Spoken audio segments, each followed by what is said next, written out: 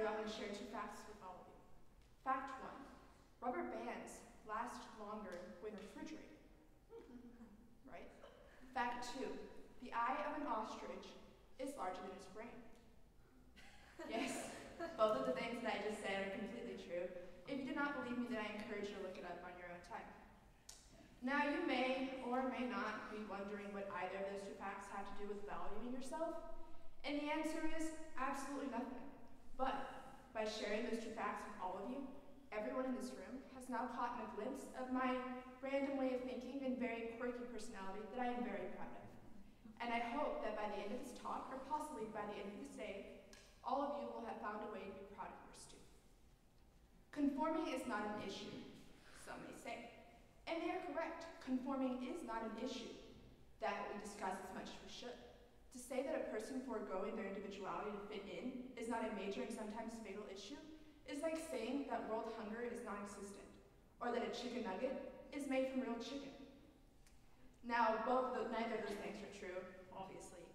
And when writing the speech, I was going to throw in this fictional story about a fictional girl to try to get my point across. But I realized that would not be as effective as sharing my very own personal story. I have not always had a high self-esteem. In fact, I still have some insecurities to this day. But things today are not as bad as they were a few years ago. One of the biggest things that I was most insecure about were my nails, both finger and toenails. During my 3rd trimester, my mother was told by a doctor that I was going to be born with a birth defect. They said that it was going to be a result of the medication that she was under at the time, and that the birth defect would be a cleft lip and palate. Well, surprise, they were wrong. I was not born with that. I was instead born with a deformity known as digital clubbing. And what that is that you see your fingers, right? They're straight. Well, mine aren't. Mine bulge out at the top, and my fingernails form in a curve-like fashion. Now, they're mostly non-harmless. They're mostly harmless, and they don't really do anything, but we live in a world where people care more about how you look than what you can do, and so growing up, I hated them.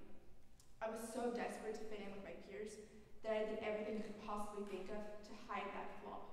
I wouldn't wear open-toed shoes in public, and I even bought waterproof shoes so that I wouldn't have to expose my feet when I went into a pool. I hated my fall.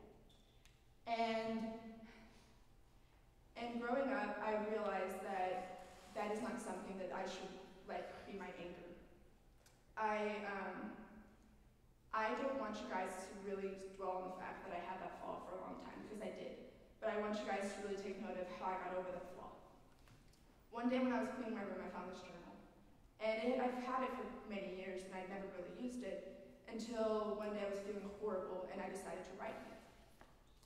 And the way that I would write in it, first of all, I would write whenever I would feel insecure or gloomy. And second of all, the things that I would write according to the 2-point system, which is I would write something that I liked about myself and something that other people liked about me. And at the end of every week, I would go through that list and I would recite it. I would reflect on what I had just read. And it did not take long for me to realize that my insecurities, they were irrelevant, because I had so many good things going for me. Now, I also decided to cut off many of my friend ties, because I realized that if a person couldn't accept me for my flaws, then I had no reason to be with them, because I was a black sheep, and I'm proud of that. Now, my story isn't unique by any means. People everywhere have insecurities, and I'm certain that everyone in this room has an insecurity of some type that they're struggling with right now. It's just a matter of getting the courage to face them. Now, insecurities are things that we cannot let take away from our confidence, because as history has shown, confidence is what leads to remarkable things. Many of the major historical movements, like the civil rights movement or the feminist movement, were led by people who are self-assured and who have done remarkable things. Now, despite what the media says, being a black sheep isn't that bad. All it shows is that you are more confident than everybody else because you are willing to let your inner quirks shine through. So I believe that if we all learn to love the things that make us different, the nation has the potential to blossom, even more than it already has. So just because you find something embarrassing doesn't mean that the other people around you will find the same thing awful. So that is something that we should all remember, and just never forget to be your black sheep. Thank you.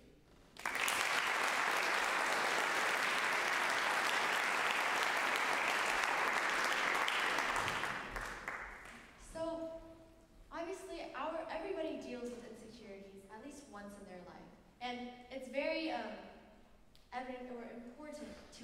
at this age, as we are high schoolers, dealing with all of our insecurities, when would you say that you first discovered how impactful your insecurities were on you as a person? I feel like to a point, I always knew that they were impacting me negatively, but it wasn't until I entered 7th grade, and of course when everything began changing, that I realized just how effective, or just how much of an anchor they were, and just how much they were impairing me from doing great things. And so, as you're publicly speaking right now in front of this audience, are you feeling insecure? No, I'm not. I'm excited.